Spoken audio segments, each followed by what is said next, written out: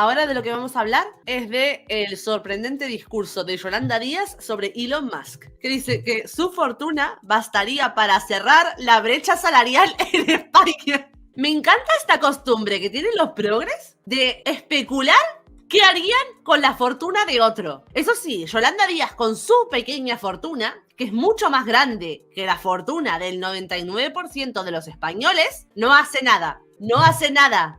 Para eso usa la fortuna robada de los españoles. Para todo lo que ella considera que hay que hacer, usa el dinero de otro, no usa el suyo. Pero es muy fácil especular con lo que haría con el dinero de Elon Musk. Maravilloso. La vicepresidenta segunda remarca que la fortuna del CEO de Tesla equivale casi con exactitud al gasto social recogido en los presupuestos de 2022. Al gasto social recogido en los presupuestos de 2022. O sea, al gasto que ellos mismos generaron. Ellos cuando se pusieron a armar los presupuestos decidieron que todo lo que iba a hacer en torno a políticas sociales se gastaba casi la fortuna de Elon Musk. ¿Sí? Y ellos te lo dicen como algo negativo sobre Elon Musk, no sobre su gestión de gobierno. Ay, que me muero. Yolanda Díaz, vicepresidenta segunda y ministra de Trabajo y Economía Social, yo me flipa como en este país uno puede ser ministro de Trabajo y vicepresidente segundo al mismo tiempo, pero bueno. Dedicó este jueves una buena parte del discurso que pronunció en la entrega del premio Forbes a la mejor CEO del año del 2022 a María Dolores Dancausa, consejera delegada de Banco Inter, a repasar la figura del multimillonario empresario Elon Musk. ¿Por qué esta gente, que está absoluta y total y transversalmente en contra del trabajo, del emprendimiento y de las empresas, son los que tienen que elegir a la mejor CEO del año? Y evidentemente es una mujer. Me pregunto si estos premios están separados por género. O sea, si hay premio a mejor CEO y premio a la mejor CEO. O si es general y eligieron una mujer. Son minorías en el campo de los CEOs de empresa. Pero bueno, sería curioso. Pero esto es otro tema. No.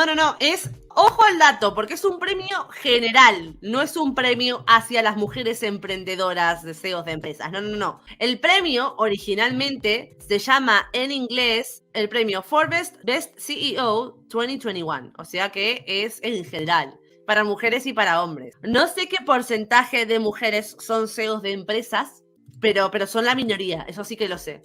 Y dentro de esa minoría salió la ganadora, mujer.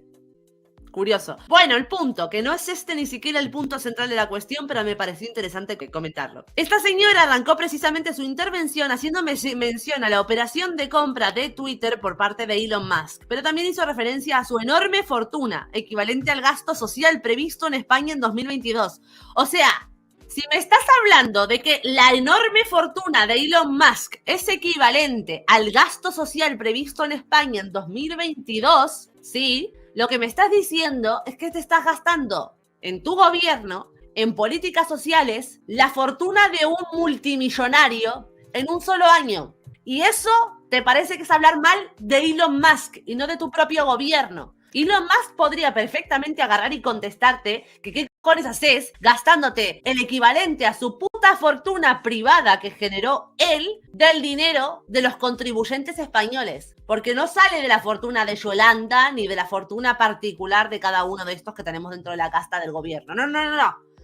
Este presupuesto de gastos, del gasto social previsto en España en el 2022, sale del dinero de todos los españoles, sale de todos nosotros.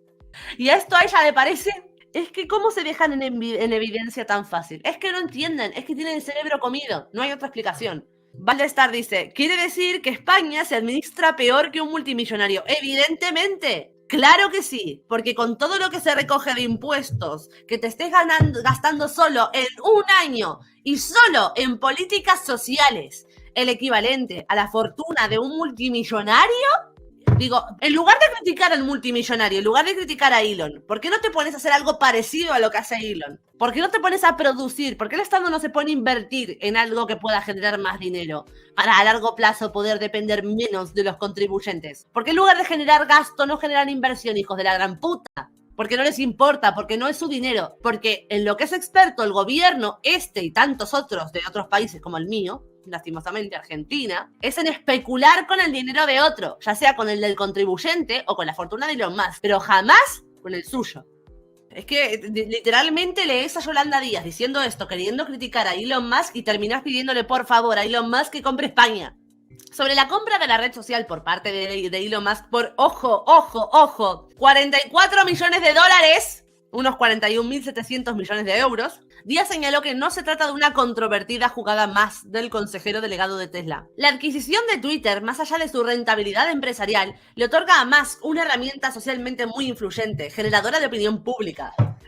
O sea que es malo cuando está en manos de Musk, no cuando está en manos de cualquier otro empresario privado como había sido hasta ahora, en la que se dirimen a día de hoy debates capitales sobre la libertad de expresión, la fake news, la posverdad y el control digital de nuestras vidas, incidió. Se está proyectándose, pero se están proyectando. Si justamente lo que está queriendo hacer Elon Musk es combatir todo eso, combatir la posverdad, el control digital, combatir la privación de la libertad de expresión. O sea, no sé si ustedes vieron el comunicado que sacó Elon Musk, que creo que lo comentó en una revista o lo hacía en una entrevista que le hicieron, sobre sus intenciones. Pero que sea esta gente la que le tenga miedo a la compra de Twitter por parte de Elon Musk. Ya señaló que, en el futuro, los analistas dirán cuánto vale esta red social en manos de Musk y si ha ganado o perdido capital e influencia.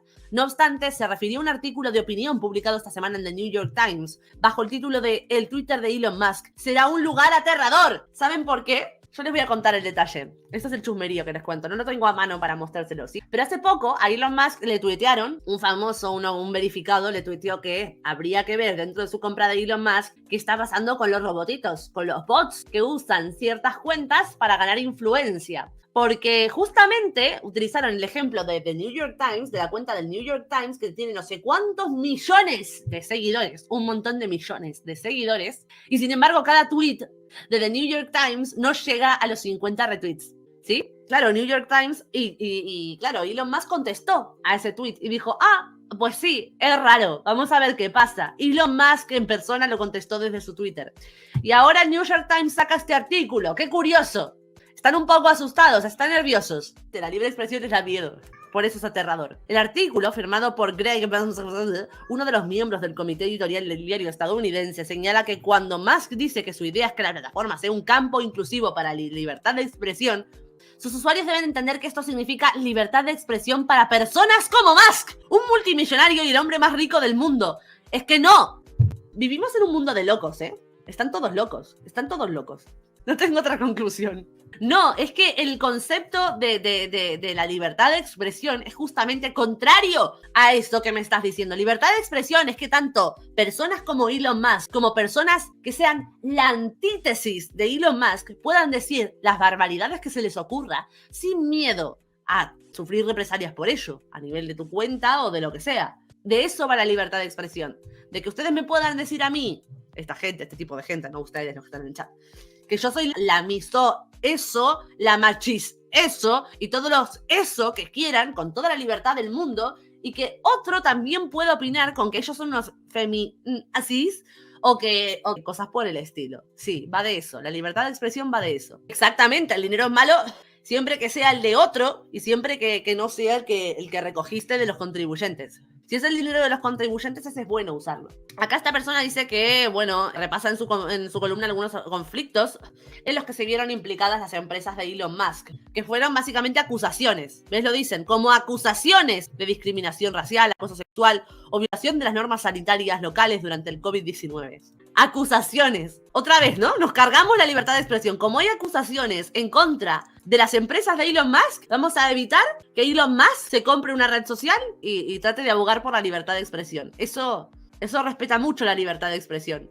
Querer quitarle a otro posibilidades por una acusación, eso es la libertad de expresión para esta gente. En este sentido, el artículo advierte de que hacer menos estricta la moderación del contenido, algo que Musk parece estar decidido a lograr, no hará que Twitter sea un lugar mejor, lo hará mucho más tóxico. Tóxico es hacer shadow ban. Tóxico es hacer que ciertas cuentas no obtengan visibilidad de forma artificial porque los mensajes que dicen les resultan incómodos. Eso sí que es tóxico. Y acá hablan de la fortuna, ¿ves? La fortuna de Elon Musk. Las menciones de la vicepresidenta Elon Musk no se limitaron a la operación de Twitter. Así remarcó que su fortuna, estimada en 219.000 millones de dólares, supera el Producto Interior Bruto de Ucrania y se acerca al de otros países como Grecia y Portugal. Vale. ¿Y cuál es el problema? ¿Qué pasa con eso? ¿Cuál sería el conflicto? Yo creo que de lo que habla mal es de los estados, no de Elon Musk. O sea, si vos estás pretendiendo que Elon Musk ceda toda su fortuna para compensar el PBI per cápita de ciertos países o para cubrir los gastos sociales, para cerrar la brecha salarial en España, quiere decir que a lo mejor el Estado no lo está haciendo bien y que por eso necesitan que venga Elon Musk a salvarlo. ¿Cuál es la onda? ¿Qué es el mensaje que intentan trasladar acá? Pero bueno, lo que decimos siempre, da igual el mensaje que intenten trasladar, porque todos los mensajes que intenten trasladar no están orientados a que la gente los comprenda, están orientados a demonizar a una parte de la población en concreto que no está de acuerdo con su discurso crónicamente victimista, le podría decir. Luis dice, el problema es que esa fortuna no está en España para que ellos la, gestionen. Exacto, Luis Antonio. Ese es el problema. Los mantras del éxito empresarial de Musk. Por otro lado, Díaz se refirió a los mantras esgrimidos por Musk para explicar las claves de sus excelentes resultados empresariales. Así recordó que el multimillonario empresario ha hablado que en realidad el dinero no le importa tanto, que le gusta asumir riesgos, que es fiel a sus pasiones, que ignora las críticas y no tiene miedo de pensar en grande. ¡Oh! ¡Un mensaje malísimo! ¡Qué mal ese mensaje! Estoy convencida de que muchos de esos mantras que tanto se prodigan en manuales de liderazgo y emprendimiento empresarial exitoso no siempre son una garantía, apuntó. ¡No! Es que no entiende. Esta es la ministra de Trabajo y no entiende el trabajo. La ministra de Trabajo no entiende el trabajo. Así de simple, te lo digo. No, evidentemente no es garantía de nada, porque te voy a decir una cosa, Yolanda. Realmente nada te puede garantizar el éxito empresarial más que el hecho de que haya un sector que esté demandando tu oferta. Nada más. Es una cuestión meritocrática, pero claro, eso es un concepto que no conoce esta gente, que jamás se ha buscado, iba a decir que jamás se ha acercado a él, pero es que jamás ha buscado siquiera acercarse a él, por eso no lo comprende. Valdestar dice, por eso habla de riesgo, a esa ministra le falta estudiar algo no hippie. De hecho, apeló al conocimiento por parte de los asistentes al premio de casos de arrojo, de riesgo y de entusiasmo que han acabado en una zona de sombra, que han fracasado o que simplemente no han alcanzado los objetivos deseados en los exigentes estándares del mercado. Claro, de eso va. Y por eso se premia, por esto esta revista Forbes está premiando a los mejores SEO, porque si eso fuera una garantía de algo, porque si tener una idea y tratar de desarrollarla fuera una garantía de algo, entonces no habría que premiar a nadie, porque todo es fácil y lo haría todo el mundo. Y esto lo está diciendo en una entrega de premios a SEOs. Esto se lo está diciendo a directivos de empresas. Es que está para tirarle huevos y tomates.